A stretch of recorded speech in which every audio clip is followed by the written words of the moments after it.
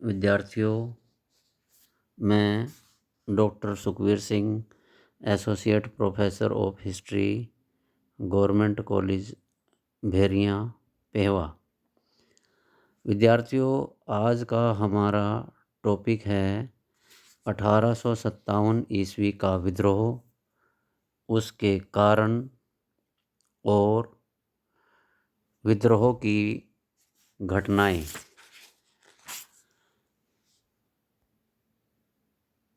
भूमिका 1857 ईस्वी के विद्रोह के अनेक कारण थे। यह विद्रोह भारत में अंग्रेज़ों के विरुद्ध एक महान विद्रोह कहा जाता है। हालांकि इस विद्रोह का आरंभ भारतीय सैनिकों ने किया, लेकिन इसमें राजाओं, महाराजाओं, नवाबों, सरदारों, यहाँ तक कि जनता ने भी खूब बढ़ चढ़कर भाग लिया।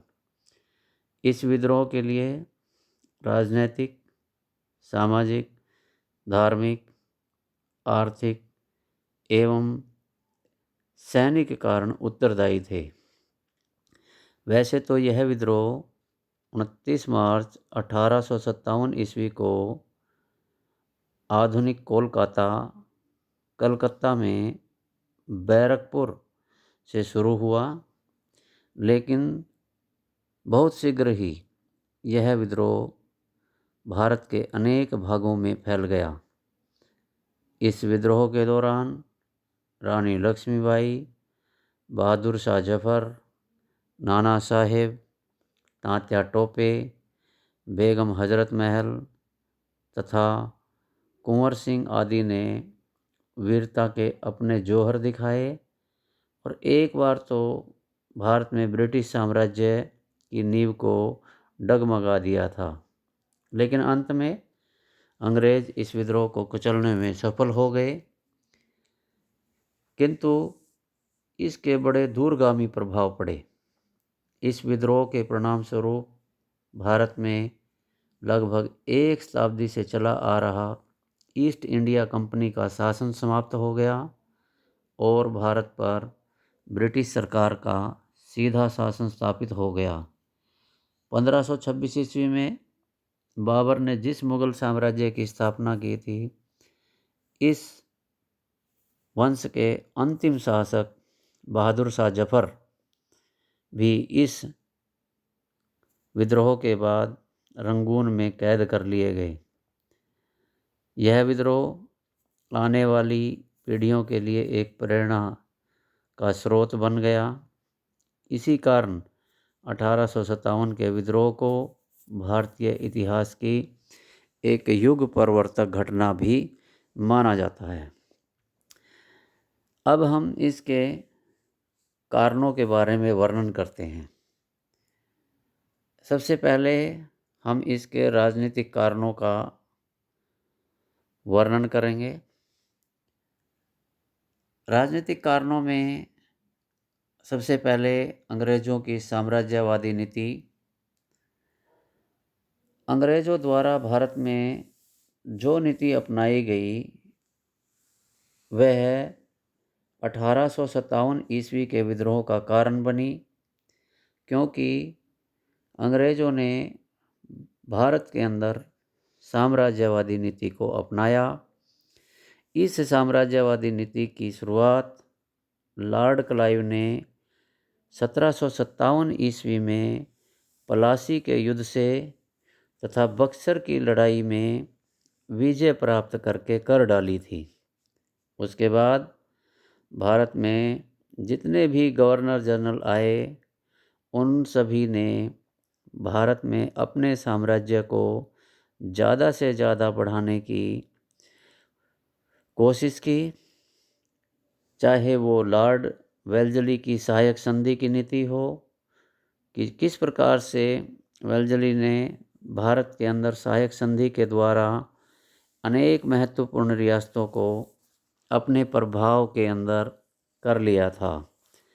वास्तव में इस संधि पर हस्ताक्षर करने वाले भारतीय शासकों ने अपनी स्वतंत्रता खो दी थी। इसके अलावा लॉर्ड वेल्जली ने मैसूर के ज़्यादातर भागों, जिसमें तंजौर तथा सूरत को ब्रिटिश साम्राज्य में शामिल करना था। लॉर्ड हेस्टिंग्स और लॉर्ड एलिनबरो ने अंग्रेजी साम्राज्य के प्रसार की नीति को जारी रखा। लॉर्ड डलहौजी ने तो सभी सीमाएं पार कर दी। उसने लैप्स का सिद्धांत लागू किया और इस लैप्स के सिद्धांत के द्वारा उसने सतारा, संबलपुर, उदयपुर, झांसी, जैतपुर, बघाट तथा नागपुर की रियासतों को अंग्रेजी साम्राज्य के अंदर शामिल कर लिया। लैप्स का जो सिद्धांत उसने यहाँ पर लागू किया, उससे भारतवासियों के शताब्दियों से पुत्र गोद लेने के अधिकार को समाप्त कर दिया गया। अब कोई भी भारतवासी अगर बगैर किसी पुत्र के एक्सपायर कर जाता था तो उसके राज्य को अंग्रेजी साम्राज्य के अंदर मिला लिया जाता था। इसके अलावा लॉर्ड डलहौजी ने विजयों के द्वारा और यहाँ तक कि कुप्रबंध के आधार पर तथा उपाधियों एवं पेंशनों को बंद करके भारत की कई रियासतों को ब्रिटिश साम्राज्य में शामिल कर लिया। अंग्रेज़ों की इस साम्राज्यवादी नीति के कारण भारतीय अंग्रेजी शासन के विरुद्ध हो गए तथा उनसे बदला लेने की सोचने लगे। ब्रिटिश साम्राज्य के विस्तार ने भारत में निराशा तथा विद्रोह की ज्वाला को खड़ा कर दिया था। दूसरा कारण मुगल बादशाह बहादुर शाह जफर का अपमान। अंग्रेज़ों ने मुगल बादशाह बहादुर शाह जफर या बहादुर शाह द्वितीय का जो अपमान किया, उससे देश में बड़ा असंतोष फैल गया। अपने आरंभिक वर्षों में ईस्ट इंडिया कंपनी के शासक मुगल बादशाह का बहुत सम्मान करते थे, लेकिन आने वाले समय में धीरे धीरे उन्होंने मुगल बादशाह को उपहार देने बंद कर दिए और उसके सम्मान के अंदर भी कमी कर दी। 1837 में बहादुर शाह जफर द्वितीय जब मुगलों का नया बादशाह बना तो अंग्रेज़ों ने उसके प्रति कोई सम्मान प्रकट नहीं किया और लॉर्ड डलहौजी ने यह घोषणा करवा दी कि बहादुर शाह जफर की मृत्यु के बाद उसकी सारी संपत्ति पर अंग्रेज़ कब्जा कर लेंगे तथा उसके उत्तराधिकारियों को लाल किला भी खाली करना पड़ेगा। इसे बहादुर शाह जफर तथा उसकी रानी जीनत महल ने अपना घोर अपमान समझा था। अंग्रेज़ों की इस नीति से जनता में भी आक्रोश फैल गया था और उन्होंने अंग्रेजी शासन का अंत करने का संकल्प लिया था। तीसरा कारण नाना साहब की पेंशन बंद करना। ब्रिटिश सरकार द्वारा नाना साहब की पेंशन बंद कर दी गई, जो कि 1857 के विद्रोह का एक महत्वपूर्ण कारण बन गया। नाना साहिब को पेशवा बाजीराव द्वितीय ने गोद लिया था। 1818 ईस्वी में पूना की संधि के द्वारा ब्रिटिश सरकार ने पेशवा बाजीराव द्वितीय तथा उसके उत्तराधिकारियों को 8 लाख रुपए वार्षिक पेंशन देने का फैसला किया था, लेकिन जब 1851 में पेशवा की मृत्यु हो गई तो अंग्रेज़ों ने नाना साहिब को उसका उत्तराधिकारी मानने से मना कर दिया तथा उसको जो भी पेंशन दी जा रही थी उसको भी बंद कर दिया। इस अन्याय के विरुद्ध नाना साहिब द्वारा गवर्नर जनरल लॉर्ड डलहौजी तथा इंग्लैंड की महारानी विक्टोरिया को कई बार अपील भी की गई, लेकिन इसकी ओर कोई ध्यान नहीं दिया गया। परिणाम स्वरूप नाना साहिब ब्रिटिश साम्राज्य का कट्टर शत्रु बन गया। चौथा कारण झांसी का विलय था। झांसी की रानी लक्ष्मीबाई जो एक बहुत ही बहादुर और शस्त्र चलाने में निपुण स्त्री थी, 1853 ईस्वी में झांसी के महाराजा गंगाधर राव की बगैर किसी संतान के मृत्यु हो गई। लेकिन उसने अपनी मृत्यु से पहले दामोदर राव नामक एक बालक को अपनी गोद ले लिया। लॉर्ड डलहौजी ने दामोदर राव को उत्तराधिकारी मानने से मना कर दिया। उसने लेप्स के सिद्धांत के अनुसार 1853 ईस्वी में झांसी को अंग्रेजी साम्राज्य में शामिल करने की घोषणा कर डाली। लॉर्ड डलहौजी की इस अन्यायपूर्ण कार्यवाही से न केवल झांसी की रानी बल्कि वहाँ के लोगों में ब्रिटिश साम्राज्य के विरुद्ध असंतोष की भावनाएं फैल गई। झांसी की रानी ने इसका अंग्रेज़ों को सबक सिखाने का निर्णय किया। इस प्रकार झांसी का विलय 1857 के विद्रोह का एक और अन्य कारण बन गया। अगला कारण अवध का विलय माना जाता है। लॉर्ड डलहौजी की सबसे अन्यायपूर्ण कार्यवाही 1856 में अवध को अंग्रेजी साम्राज्य में शामिल करना था। अवध के नवाब 1764 की बक्सर की लड़ाई के बाद से ही अंग्रेजी सरकार के प्रति वफादार रहे तथा उसको ज़रूरत पड़ने पर हर संभव मदद भी करते थे। इसके बावजूद लॉर्ड डलहौजी ने अवध के नवाब वाजिद अली शाह को कुप्रबंध का आरोप लगा करके गद्दी से उतार दिया और अवध को ब्रिटिश साम्राज्य में शामिल कर लिया। ऐसा करते समय लॉर्ड डलहौजी ने तनिक भी नहीं सोचा और दरबार में उसकी सुरक्षा के लिए रखी गई ब्रिटिश सेना ने ही दरबार में लूटपाट शुरू कर दी। नवाब तथा उसके वजीर को बंदी बना लिया गया तथा बेगमों को अपमानित किया गया। इस कार्यवाही के कारण अवध के लोग भड़क उठे तथा उन्होंने अंग्रेज़ों से इसका बदला लेने के लिए संकल्प लिया, जो कि 1857 ईस्वी का एक और अन्य कारण। सामाजिक तथा धार्मिक कारण। सामाजिक तथा धार्मिक कारण में सबसे पहले सामाजिक सुधार के बारे में हम जिक्र करेंगे।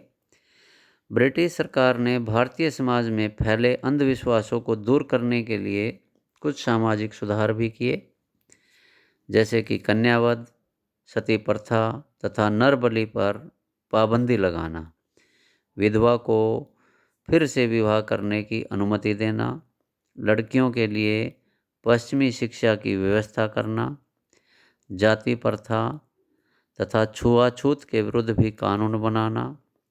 हालांकि ये सारे के सारे सुधार लोगों की भलाई के लिए किए गए थे, लेकिन कट्टर हिंदुओं ने इनको अपने धर्म में हस्तक्षेप माना और वो ब्रिटिश शासन के विरुद्ध हो गए। दूसरा, ईसाई धर्म का प्रचार। ईसाई मिशनरी स्कूलों, कॉलेजों, हॉस्पिटल्स, दफ्तरों, मंदिरों, यहाँ तक कि जेलों आदि में जाकर ईसाई धर्म का प्रचार कर रही थी। इस काम के लिए उन्हें सरकार का पूर्ण सहयोग प्राप्त था। कई बार वे अपने धर्म का प्रचार करने के प्रयास में हिंदू तथा इस्लाम दोनों पर तीखा प्रहार भी करते थे। वे इन धर्मों की परंपराओं और मान्यताओं का खुलकर मजाक उड़ाते थे। उन्होंने लोगों को ईसाई धर्म में शामिल करने के लिए हर प्रकार के, चाहे वो उचित हो या अनुचित हो, सभी ढंगों का प्रयोग किया। ईसाई धर्म को अपनाने वाले लोगों को कई प्रकार के प्रलोभन भी दिए गए, जिसके कारण बहुत सारे लोगों को जबरन, हिंदुओं को भी मुसलमानों को भी, अपना धर्म परिवर्तित होने के कारण खतरा महसूस होने लगा और उन्होंने इसकी सुरक्षा के लिए अंग्रेज़ों के विरुद्ध हथियार उठाने के लिए तैयार हो गए। तीसरा, रेल तथा तार का आरंभ। ब्रिटिश सरकार ने भारत में यातायात तथा संचार के साधनों को उन्नत करने के उद्देश्य से रेलगाड़ियाँ चलाई तथा तार घर स्थापित किए। भारत के रूढ़िवादी लोग रेलगाड़ियों तथा तार के वास्तविक महत्व को समझ नहीं सके और उन्होंने ये अफवाह फैला दी कि अगर आप ईसाई धर्म ग्रहण नहीं करोगे तो उनको रेलों के तले या तारों के खंभों के साथ लटकाकर मौत के घाट उतार दिया जाएगा। कुछ लोगों का ये मानना था कि रेलगाड़ियाँ धरती माँ के ऊपर एक भारी बोझ है। इस प्रकार से वो अंग्रेज़ों से प्रतिशोध लेने का निर्णय करने लगे। अलग कारण भारतीयों से दुर्व्यवहार का था। अंग्रेज़ भारतीयों के साथ दुर्व्यवहार करते थे। उन्हें भारतीयों की योग्यता तथा ईमानदारी में विश्वास नहीं था। उन्हें प्रशासन में किसी प्रकार की जिम्मेवारी नहीं सौंपी जाती थी। केवल छोटे तथा घटिया पद उनके लिए निश्चित किए गए थे।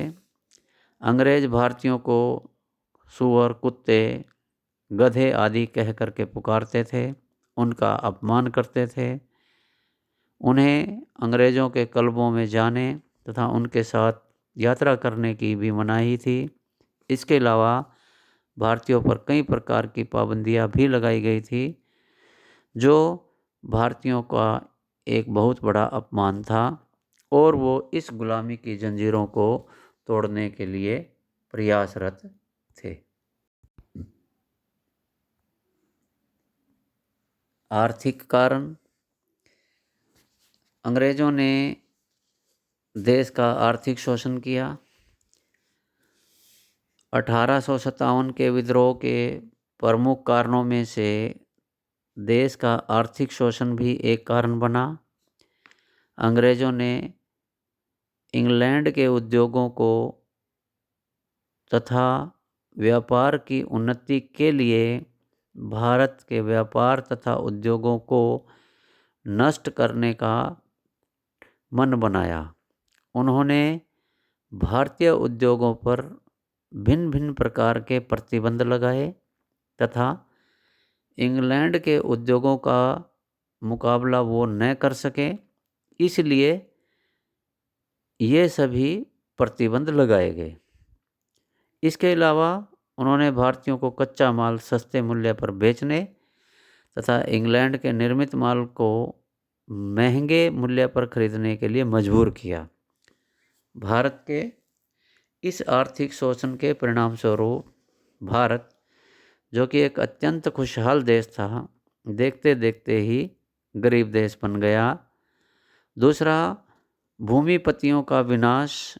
ईस्ट इंडिया कंपनी ने जिन राज्यों को जीता वहाँ भूमि की नई व्यवस्था कर डाली। उसने असंख्य जागीरों को जब्त कर लिया तथा अनेकों जमींदारों तथा तालुकेदारों के अधिकार समाप्त कर दिए। अनेक जमींदारों को पुरस्कार के रूप में जागीरें मिली हुई थी। लॉर्ड विलियम बेंटिक ने इन जागीरों की जांच करवाई और प्रमाण पत्रों के अभाव में अनेक जागीरें जब्त कर ली। लॉर्ड डलहौजी इससे भी एक कदम आगे बढ़ गया। उसने 1852 ईस्वी में इनाम कमीशन को नियुक्त किया। इस कमीशन ने प्रमाण पत्रों के अभाव में कर मुक्त जमीनों को जब्त करने का आदेश दे दिया। इसके अलावा सरकार ने भू राजस्व की दरों में बहुत अधिक बढ़ोतरी कर दी और उनको कठोरता से वसूला जाने लगा। भू राजस्व न दे सकने वालों की भूमियां छीन ली जाती थी। इस कारण से भूमिपतियों की दशा बहुत दयनीय हो गई। तीसरा, बेकारी की समस्या। ईस्ट इंडिया कंपनी ने भारत की बहुत सी देशी रियासतों पर अधिकार कर लिया था और उसका ये परिणाम हुआ कि बहुत सारे कर्मचारियों को नौकरी से हाथ धोना पड़ा। अनेकों की पेंशन बंद कर दी गई। इन कारणों से उनका जीवन निर्वाह करना मुश्किल हो गया और वे सारे अंग्रेजी शासन के कट्टर विरोधी बन गए। फिर हम देखते हैं नौकरियों में असमानता। भारत की ब्रिटिश सरकार ने भारतीयों को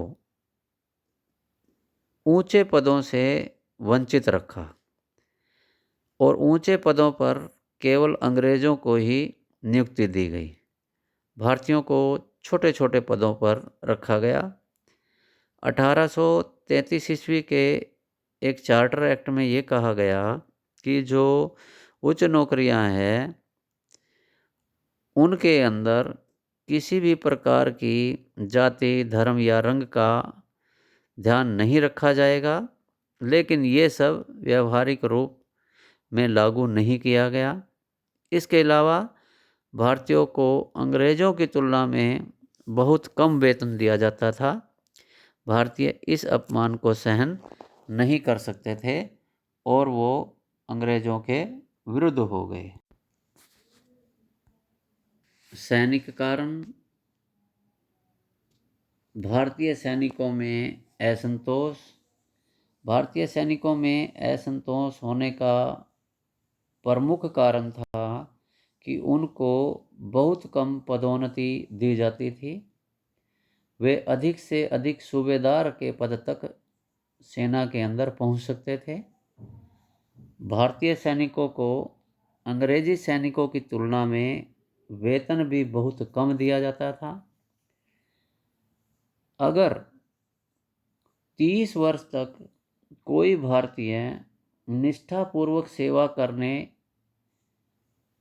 फिर भी वह एक अंग्रेज सैनिक की आज्ञा का पालन तो करता ही था और वह उसके अधीन भी रहता था, क्योंकि अंग्रेज जो नया भर्ती हुआ सैनिक था वो भी उससे अधिक पगार पाता था और पद में भी उससे ऊंचा होता था। इस कारण से भारतीय सैनिकों में अंग्रेज़ों के प्रति रोष फैल गया। दूसरा, पहला आंग्ल अफगान जो युद्ध हुआ 1839 से 42 में, इस युद्ध के अंदर संसार के अंदर अंग्रेज विजयी रहे थे और उनको हमेशा अजेय माना जाता था। लेकिन पहली बार आंग्ल अफगान युद्ध के अंदर अंग्रेज़ों की हार हो गई और अंग्रेज़ों ने जो लगभग 16,000 सैनिक वहाँ पर भेजे थे उनमें से केवल एक ही वापस बच करके आया। इस पराजय से अंग्रेज़ों की प्रतिष्ठा को गहरा धक्का लगा और भारतीय सैनिकों के दिलों पर इसका बहुत गहरा प्रभाव पड़ा। तीसरा, भारतीय तथा अंग्रेज सैनिकों की संख्या में बहुत बड़ा अंतर था। इतिहासकारों के अनुसार यह अंतर अगर हम अनुपात के हिसाब से देखते हैं तो 6-1 का रह गया, क्योंकि जो भारतीय थे वो 6 गुना थे और जो ब्रिटिश सैनिक थे वो 1 गुना थे। यानी ये बहुत बड़ा अंतर था और इस अंतर से सैनिकों की संख्या भारतीयों की अधिक हो जाने से उनके अंदर विद्रोह की एक भावना पनप रही थी। 1854 से 56 में इंग्लैंड क्रीमिया में जो युद्ध के अंदर वो उलझा रहा, स्थिति से निपटने के लिए उसे बहुत से अंग्रेज सैनिकों को भारत से वापस भी बुलाना पड़ा था, इसलिए भी उनकी संख्या यहाँ पर कम हो गई थी। इसके अलावा समान सेवा भर्ती एक्ट 1856 में लॉर्ड कैनिंग के समान सेवा भर्ती एक्ट ने घावों पर नमक छिड़कने का कार्य किया। इस एक्ट के अनुसार प्रत्येक नए भर्ती होने वाले सिपाही पर यह शर्त लगाई गई कि ज़रूरत पड़ने पर उसे युद्ध में भाग लेने के लिए विदेशों में भेजा जाएगा। भारतीय सैनिक समुद्र पार करना पाप मानते थे। वो ये मानते थे अगर वो समुद्र को पार करेंगे तो उनका धर्म भ्रष्ट हो जाएगा, लेकिन उनको मजबूर किया गया और विवश होकर के उन्होंने 1857 ईस्वी में शस्त्र उठाने पड़े। इसके अलावा लॉर्ड डलहौजी ने अवध का विलय कर दिया, और वो जो विलय किया वो भी बहुत ही गलत तरीके से किया गया, क्योंकि अवध के ऊपर वाजिद अली शाह, वहाँ के जो नवाब थे, उनके ऊपर कुशासन का आरोप लगाया गया।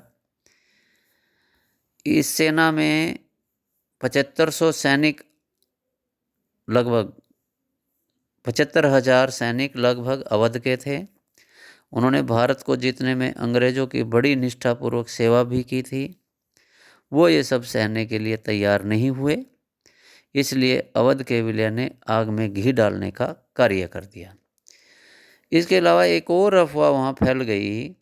वो अफवाह ये थी कि अंग्रेज़ों ने 1757 ईस्वी में प्लासी का युद्ध भारत के अंदर लड़ा था, और अब 1857 ईस्वी तक आते हुए उनको 100 वर्ष हो गए।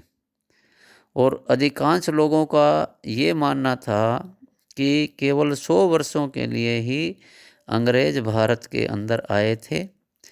इस अफवाह ने सैनिकों के अंदर पर्याप्त उत्साह भर दिया, इसलिए उन्होंने विद्रोह की तैयारियां शुरू कर दी।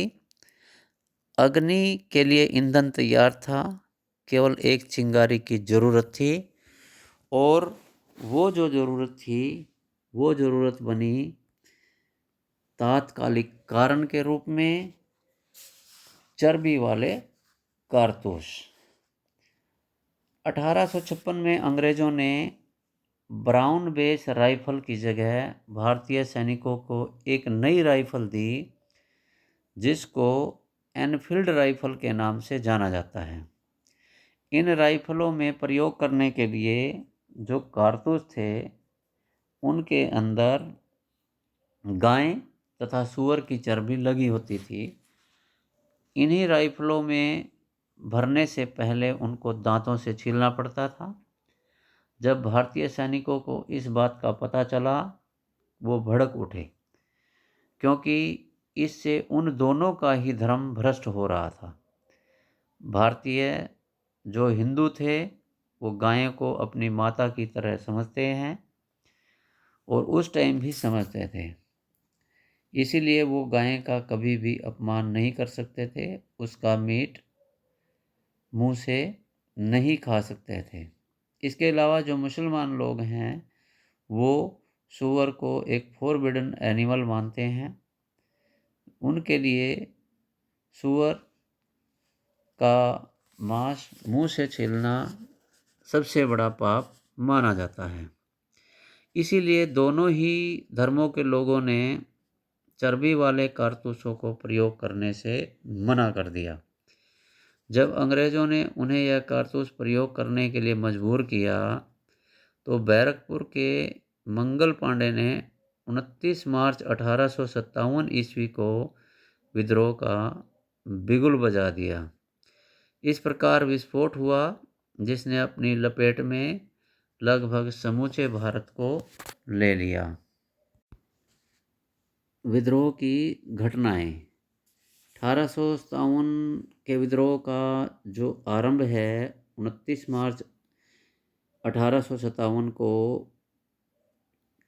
कलकत्ता के समीप बैरकपुर छावनी से हुआ। इस विद्रोह का नेतृत्व मंगल पांडे नामक एक सैनिक ने किया, जो 34वीं नेटिव इन्फेंट्री रेजिमेंट से संबंध रखता था, और उसने चर्बी वाले कारतूसों का प्रयोग करने से मना कर दिया। उसके बाद से 24 अप्रैल 1857 ईस्वी को मेरठ में तीसरी देसी घुड़सवार सेना के 90 सैनिकों को चर्बी वाले कारतूसों का प्रयोग करने के लिए कहा गया। इनमें से 85 सैनिकों ने इन कारतूसों का प्रयोग करने से मना कर दिया। परिणाम स्वरूप उनको गिरफ्तार कर लिया गया। उन पर सैनिक अदालत में मुकदमा भी चलाया गया तथा 9 मई को उन्हें 8 से 10 वर्ष तक का कठोर कारावास का दंड दे दिया गया। उन्हें जंजीरों में जकड़ लिया गया। इनकी दुर्दशा को देखने के लिए मेरठ छावनी के अन्य सैनिकों को भी बुलाया गया। इस प्रकार से सैनिकों का खून खोल उठा और अगले ही दिन 10 मई 1857 ईस्वी को मेरठ के सैनिकों ने विद्रोह कर दिया। उन्होंने मारो फिरंगी को और हर हर महादेव के नारे लगाने शुरू कर दिए और कुछ अंग्रेज अधिकारियों तथा उनके परिवारों का वध कर दिया। उनके घरों को जला दिया गया। उसके बाद ये सभी सैनिक दिल्ली की ओर कूच कर गए और 11 मई 1857 को ये लोग दिल्ली पहुँचे और बहादुर शाह जफ़र को भारत का सम्राट घोषित कर दिया। हालांकि बहादुर शाह बहुत बूढ़ा भी हो चुका था, लेकिन फिर भी उसने देश की बागडोर संभालना स्वीकार कर लिया। इसके बाद विद्रोहियों ने दिल्ली में अनेक अंग्रेज़ों को मौत के घाट उतार दिया। दिल्ली का हाथ से निकल जाना अंग्रेज़ों के लिए बहुत ही अपमान की बात थी। तो जनरल निकलसन के नेतृत्व में सिखों तथा गोरखों की एक सेना 14 सितंबर 1857 को दिल्ली में पहुंची और फिर दोबारा से उन्होंने 20 सितंबर को दिल्ली पर अधिकार कर लिया। कानपुर में नाना साहिब ने विद्रोहियों का नेतृत्व किया। उसे अपने सेनापति तात्या टोपे की सहायता से 26 जून 1857 को अंग्रेज़ों को पराजित करके कानपुर पर अधिकार कर लिया। हालांकि अंग्रेज सेनापति व्हीलर तथा उनके सैनिकों को, जिन्होंने उसके सामने आत्मसमर्पण कर दिया था, यह विश्वास दिलाया कि उन्हें सुरक्षापूर्वक नावों द्वारा इलाहाबाद जाने दिया जाएगा। परंतु जैसे ही वे सती चौरा घाट से नावों के में सवार होकर जाने लगे तो भारतीय सैनिकों को जनरल नील द्वारा बनारस तथा इलाहाबाद में भारतीयों पर किए गए अमानवीय अत्याचारों की सूचना मिली। 17 जुलाई 1857 को जनरल हैवलॉक ने नाना साहिब को एक भयानक लड़ाई में पराजित करके कानपुर पर कब्जा कर लिया। लखनऊ में विद्रोह का नेतृत्व बेगम हजरत महल ने किया, जो कि नवाब वाजिद अली शाह की पत्नी थी। यहाँ विद्रोह की ज्वाला प्रज्वलित होते ही विद्रोहियों ने अनेक अंग्रेज़ों को मौत के घाट उतार दिया। बनारस के अंदर 1857 में विद्रोह की अग्नि पूरे वेग से फैली। विद्रोहियों का दमन करने के लिए जनरल नील को कार्यभार सौंपा गया।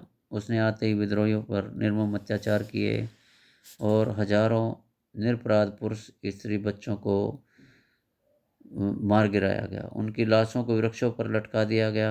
इस प्रकार बनारस में विद्रोह का दमन करने के लिए अंग्रेजों ने अपनी पाशविकता का पूर्ण परिचय दिया। मध्य भारत की बात करें तो झांसी के अंदर रानी लक्ष्मीबाई ने विद्रोहियों का नेतृत्व किया। जून 1857 में झांसी के सैनिकों ने विद्रोह का झंडा बुलंद कर दिया था। इस कारण अंग्रेजी सेना ने झांसी के किले पर आक्रमण कर दिया। रानी ने बड़ी वीरता के साथ अंग्रेजों का सामना किया। उसने देखा कि किले को बचाना असंभव है, तो वह अपने पुत्र दामोदर राव को पीठ पर बांधकर घोड़े पर सवार होकर तूफान की भांति शत्रु की सेनाओं को चीरती हुई कालपी जा पहुंची। अंग्रेजी सेना जो उसे गिरफ्तार करने को आई थी, सारी आशाएं के ऊपर पानी फिर गया। कालपी में तात्या टोपे भी रानी से आ मिला था।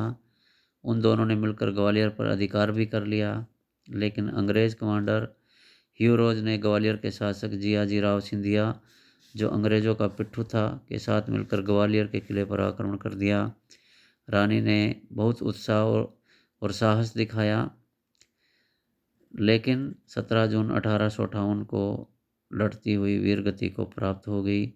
उसकी शहीदी आने वाली नस्लों के लिए एक प्रेरणा स्रोत बन गई। इस प्रकार से बरेली के अंदर मौलवी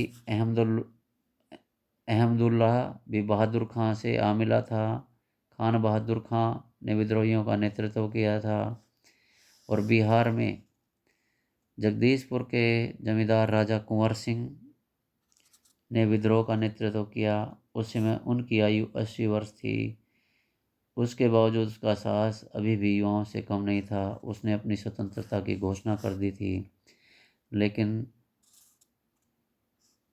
उसकी बहादुरी के बावजूद भी अंग्रेज़ों के साथ उसने जो भयानक लड़ाई लड़ी उसमें वह हार गया। इस कारण भारत का यह महावीर 27 अप्रैल 1858 को इस संसार से चला गया। इस प्रकार अंततः अंग्रेज 1857 के विद्रोह को कुचलने में सफल हुए। धन्यवाद।